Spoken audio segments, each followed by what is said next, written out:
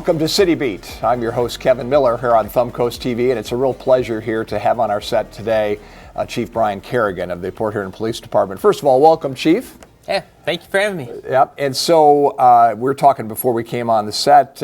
You are the true kind of right from the ground floor of the Port Huron Police Department all the way up, as you started as a cadet 26 and a half years ago. Yeah, I started out going to SC4, not really sure what I wanted to do, and the opportunity came up to work as a cadet at the Port Huron Police Department, and kind of fell in love with the job, the department, and just rest is history from there. Started out, and as I graduated from SC4, I was fortunate enough there was opening, and just transitioned right over to being a police officer, and it's the only department I've worked for, and been fortunate throughout. Just worked almost in every section of the department, worked my way up to being the chief now. So let's go back to that very first moment where the spark kind of hit you of becoming a police officer. Was it that one class you had that started that? Yeah, I don't know.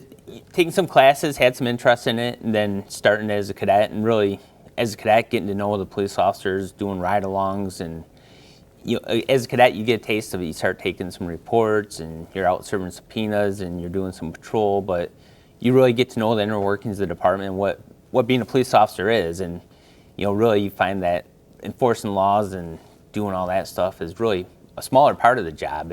We wear a lot of different hats. We're the only ones that answer the phone 24/7, so sometimes you're turning off the water on a hot water tank that's leaking for somebody that doesn't know how to do it in the middle of the night, or chasing a bat out of the house. So it's just a lot of different stuff, and like the service oriented, you're just helping the community in multiple different ways, and law enforcement's just a part of that. Yeah.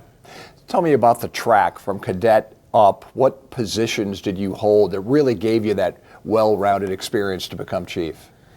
Yeah, starting out, a cadet for a year and a half, getting to know everybody, and kind of an advantage of that is you ride with a lot of different officers, so you see different styles, different way of communication, different ways of patrolling, different ways of policing from them, and then you develop your own style. As I became a police officer, I was a patrol officer for about 5 years before I went out to the drug task force. Did that for about 3 years. Came back to patrol, then I was promoted to detective. While a detective, I worked with our major crimes unit, so doing a lot of surveillance and undercover work, working some of the bigger cases as a team. And our major crimes unit, as you know, is a county-wide unit, so we're working with the state police, we're working with the county, Marysville, Border Patrol, and Customs. So it's a big unit with all the different agencies working together and working county-wide issues, not just the city issues. As you know, crime doesn't really just stay within borders, so Right.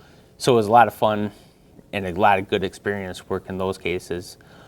From there, after detective, became a road patrol sergeant, worked there for 2 years as a sergeant, then 2 years as a road patrol lieutenant before moving down in the administrative offices as the captain.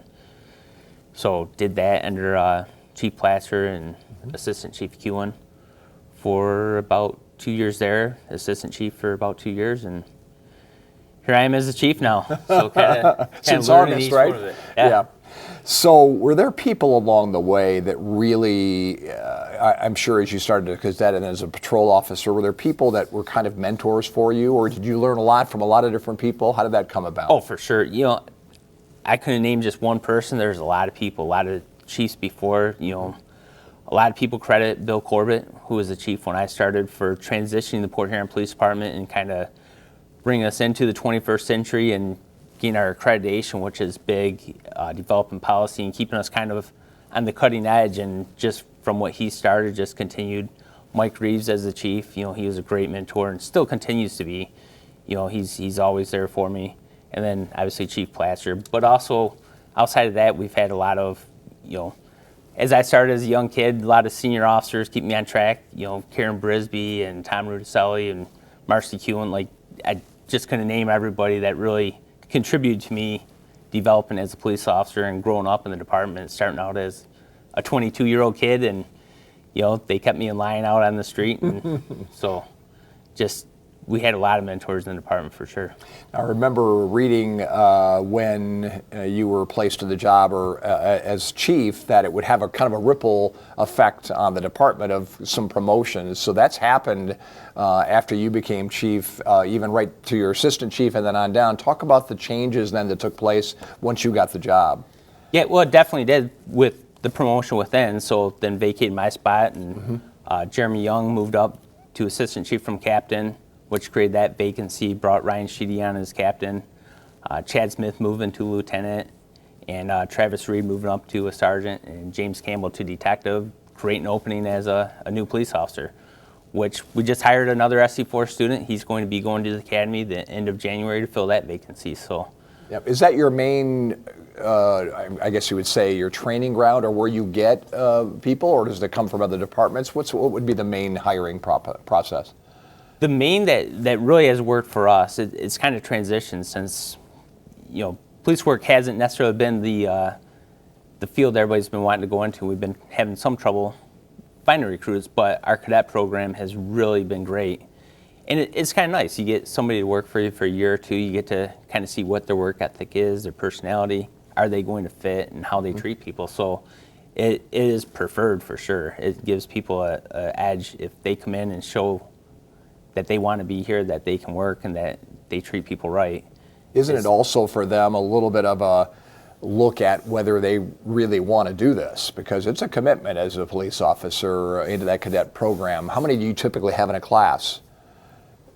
Or a group of cadets? Or do you take them one at a time? We generally employ 10 cadets at a time. Okay.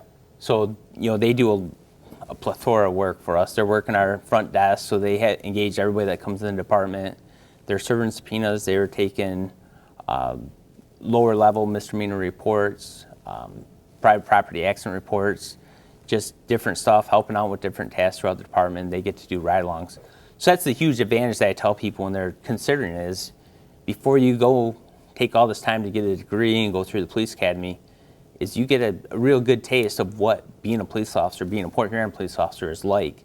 And you can make a decision before you get too far invested in it, whether this is what you want to do. Because really, until you get in the job, it's not necessarily what you think it is. Yeah. It's 5 minutes of excitement or work is followed by hours of paperwork and different stuff like that. And so, you go into expecting one thing, but it's certainly a lot different and a lot more to it than you think at first. So, how long is the cadet program overall?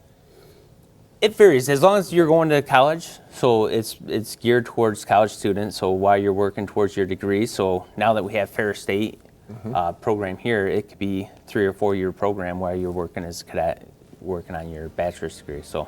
Okay. I'm going to take a quick break, and then when we come back, I want to talk about kind of your vision for the department, how it's evolved through the years as well. So we'll continue with the Chief of Police in Port Huron after this. The St. Clair County Department of Veterans Affairs is here to serve those who have served, military veterans and their dependents. Call and make an appointment to discuss and apply for benefits to include health care, disability compensation, and community services today at 810-989-6945. Welcome back here on Thumbcoast TV. It's our pleasure on City Beat to have the Chief of Police in Port Huron, Brian Kerrigan. Brian, we're talking before the break about the cadets and how you get to be a police officer. How many are on your staff overall with Port Huron Police Department? We have 58 police officers, and then cadets would be 10, so that's extra on top of that. So 58 sworn officers, and then support staff from there. Yeah, you mentioned 26 plus years in the field. There have probably been a lot of changes through that time. I mean, I knew you didn't have a computer probably in your car when you started, but how has technology evolved and things evolved in the department?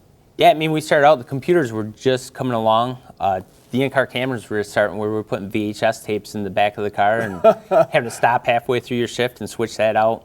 I was still shoot a pager when I started. We were policing before where there's still pay phones on the corner and flip phones were just coming out. So it's come a long way for sure. How does it help you do your jobs as far as in the police car itself, being able to, you get a license plate and you run? I mean, how quickly can the technology kind of help you?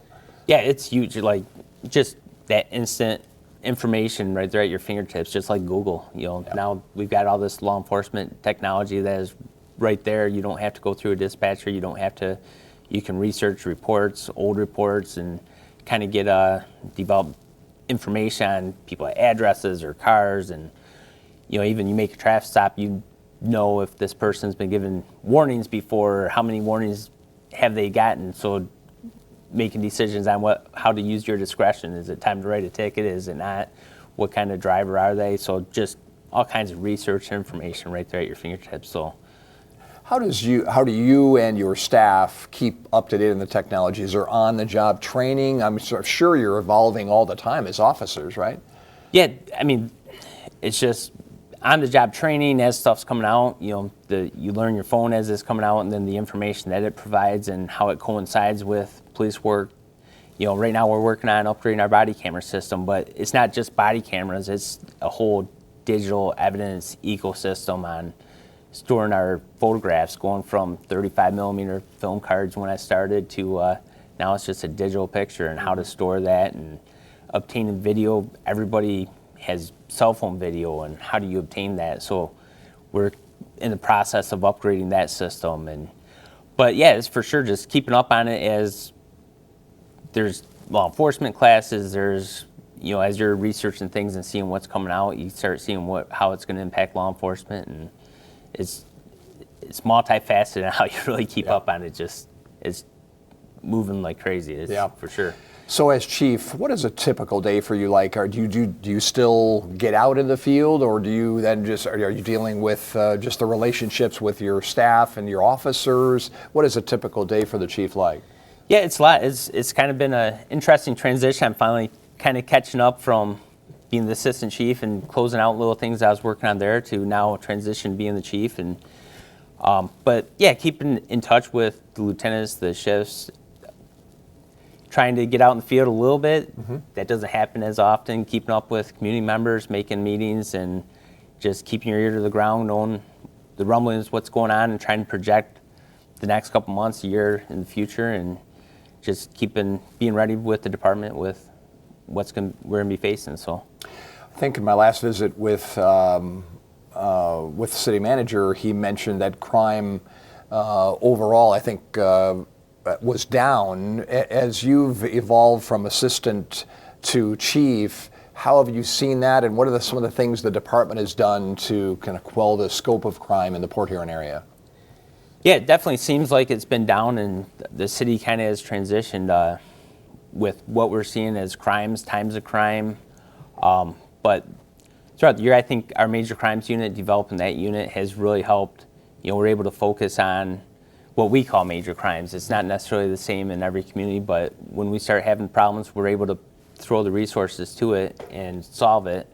And we don't necessarily have the repeat offenders on some of the major crimes without it not getting solved. So those are getting solved and taken to court. So you're not out there doing it 2 and 3 and 4 times and not getting caught. So, our robberies are down, that kind of stuff. We don't get a lot of homicides, but we throw the resource to it, and they're solved pretty quick. So I think that contributes to it a lot, plus technology. So as you've come up through the ranks and as you became chief, I'm sure you've kind of established a vision for what it is you obviously, every chief has their own kind of stamp on the department. I know you did some thinking before you got the job, and since you've been on the job now for about 5 months as chief, how has that vision evolved, and what would you like to see the Port Huron Police Department become? Yeah, I think we're continuing our community engagement, still just building those relationships with our community, with other services within the area. Because as we talked about, it's not necessarily just about law enforcement. It's about helping solve problems, social problems within our neighborhoods that aren't necessarily always police matters, but they involve the police. So, our partnership with community mental health and having the co-responder is a big difference. We're not getting repeat calls of people that really need mental health help or other resources that is provided throughout the county that we aren't really able to follow up on. Right. She's able to take that, whether coming out and helping calm the situation or doing follow up and helping get them in services or back on medication, whatever stress they're having, she's able to help do that follow up and quit having the repeat calls that sometimes turn violent or other things. So that's been a huge part. But continue to build on those kind of partnerships within the community to provide those services and look at other ways to solve problems other than us just putting Band-Aids on and having repeat calls and that kind of stuff. So building those relationships. Within our department, we're a pretty young department. So looking at how do we develop the officers and continue to develop that and our leadership, which is fairly young. It's been a big turnover over the last 5 years. So continue that development and getting everybody up to speed and, just ready for the next transitions. Right. And, succession planning, not even just at the chief level, but in our specialty units. Accident investigation is a technical skill that takes years of training. So how do we make sure that we're handing that down so that when our guys that are trained leave, there is somebody there that can do it. So, well, it sounds like a little bit in your answer there that you do some proactive things, in working with the community, and to try to anticipate where maybe the work that you can do will make a difference even before the crime happens. So it sounds like you guys have done a little bit of that as well.